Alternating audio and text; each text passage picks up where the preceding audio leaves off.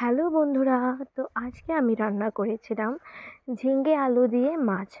তো দেখো আমি ঝিঙ্গেগুলোকে কেটে নিচ্ছি। আমার তো ডেইলি সকালবেলা তাড়াতাড়ি করে সব কাজ একা হাতে করতে হয়, আবার দুপুরের লাঞ্চও দিয়ে দিতে হয় আমার হাজব্যান্ডকে, আর আমি নিজেও লাঞ্চ নিয়ে যাই।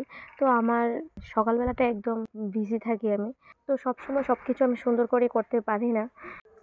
আমি মাছগুলোকে কেটে ধুয়ে পরিষ্কার করে নিয়েছিলাম। তো এখন দিয়ে দিচ্ছি হলুদ আর নুন। তো এখন ভালো করে নুন হলুদ মাখিয়ে মাছগুলোকে একটু হালকা ভেজে নেব।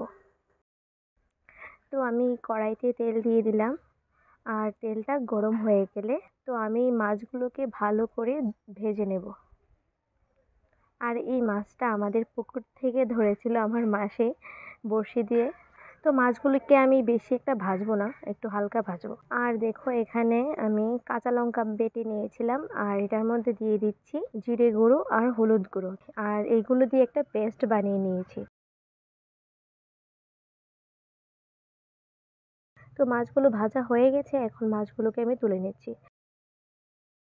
তো এখন ফোড়নের জন্য এখানে আরেকটু তেল দিয়ে দিচ্ছি, আর দিয়ে দেব এখানে তেজপাতা আর 5 ফোড়ন।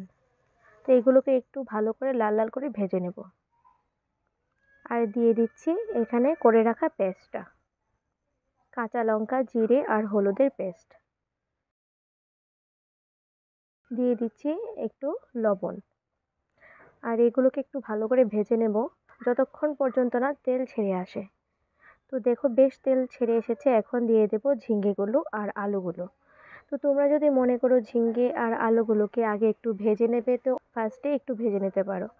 তো আমার তো এত টাইম নেই, আমার তো সকাল সকাল বললাম না, খুব তাড়াহুড়ো থাকে, তার জন্য আমি একসাথেই ফোড়নে দিয়ে দিয়েছি ঝিঙ্গে আলু। তো ওইখানে আমি একটু ভালো করে কষিয়ে নেব।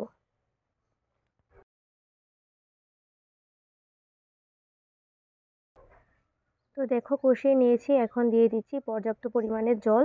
তো এখন ঝোলটা ভালো করে ফুটে আসলে দিয়ে দেব মাছ।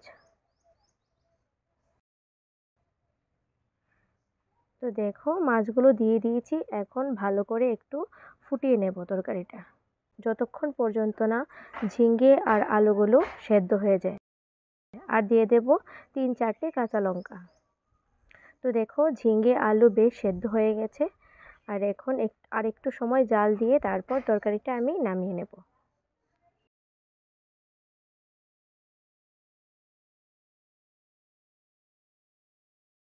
তো দেখো আমার তরকারি হয়ে গেছে, আমি এখন আমার হাজব্যান্ডের জন্য লাঞ্চ বক্স রেডি করছি।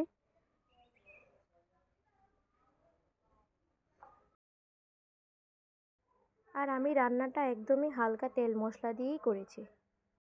তো তোমাদের যদি ভালো লাগে তাহলে লাইক সাবস্ক্রাইব আর শেয়ার করে দিও। আর চলো দেখা হচ্ছে নেক্সট ভিডিওতে। আর ততক্ষণে তোমরা খুব ভালো থেকো।